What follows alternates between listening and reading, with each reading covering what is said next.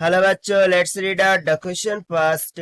Two thermometers are constructed in the same way. Expect that one has a spherical bulb and the other a cylindrical bulb, which will respond quickly to temperature changes. So for this, let's see the solution. But before that, let's get understand the question. यहाँ पर बोल रहा है कि दो thermometer को construct किया गया है, ठीक है, by using the same way, एक ही तरीके से। एक्सपेक्ट, एक जो है तो उसमें एक स्फेरिकल बल्ब यूज किया गया है और जो अदर है उसमें सिलेंड्रिकल बल्ब यूज किया गया है।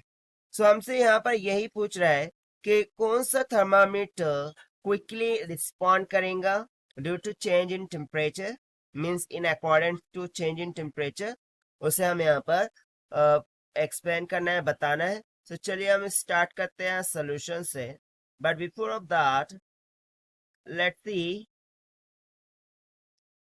The key concept which we are going to use here for this question. So basically, यदि मैं यहाँ पर बात करूँ फ्लो ऑफ हीट की, ठीक है, फ्लो ऑफ हीट, सो वो किस पर डिपेंडेंट होती है और किसके प्रोपोर्शनल होती है? सरफेस एरिया के, सरफेस एरिया की। यानी जितना ज्यादा सरफेस एरिया होगा उतना ज्यादा हीट का फ्लो होगा, जितना कम सरफेस एरिया होगा उतना कम ही हीट का फ्लो होगा। तो इसी कॉन्सेप्ट का यूज करते हुए हम सोल्यूशन देख लेते हैं। सो हमारे पास दो टाइप के बल्ब है, ठीक है, थर्मामीटर्स में।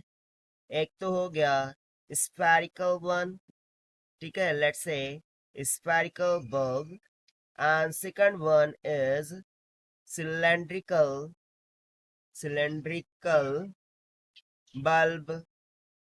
सो बेसिकली यहाँ पर हमें बताना क्या है, कौन क्विकली रिस्पॉन्स करेगा। अब क्विकली रिस्पॉन्स करने के लिए क्या रिक्वायर्ड है? जो फ्लो ऑफ हीट है वो ज्यादा से ज्यादा होना चाहिए। और फ्लो ऑफ हीट ज्यादा होने के लिए क्या रिक्वायर्ड है? सरफेस एरिया ग्रेटर होना चाहिए, सरफेस एरिया ज्यादा होना चाहिए। सो यहाँ पर एज वी नो दैट कि जो स्फीयर होता है, ठीक है, उसका surface area as compare to cylinder वो क्या आता है? कम होता है। सो बेसिकली यहाँ पर हम सिंपली एक रिलेशन फॉर्म कर सकते हैं कि सरफेस एरिया ऑफ सिलेंडर, ठीक है, ये ग्रेटर होगा as compare to the surface area of sphere, ठीक है। यानी कि सिंपली जो सिलेंड्रिकल बल्ब है उसका सरफेस एरिया ज्यादा होगा किसके कंपैरिजन में? स्फेरिकल बल्ब के कंपैरिजन में। और यदि इसका सरफेस एरिया ज्यादा है तो ये ज्यादा इंटरएक्शन करेगा विद द इंटर मॉलिक्यूल्स, ठीक है, यानी कि inter molecules will more in contact with cylindrical one. और ज्यादा से ज्यादा यदि इंटर मॉलिक्यूल्स इससे कांटेक्ट में रहेंगे तो ज्यादा से ज्यादा हीट का फ्लो होगा, ज्यादा से ज्यादा हीट का फ्लो होगा तो ये सिलेंड्रिकल बल्ब क्विकली क्या करेगा? रिस्पॉन्ड करेगा टेम्परेचर के चेंजेस, ठीक है। तो यहाँ पर सिंपल सा आंसर क्या हो जाएगा?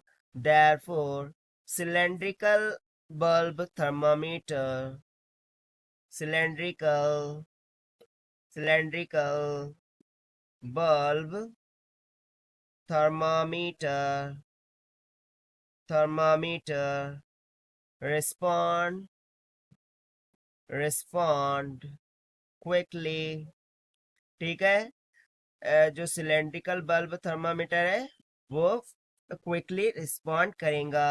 And this is what our final answer.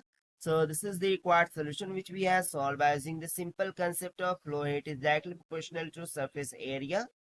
So this is the required solution. I hope you understood it well. Best of luck. Thank you.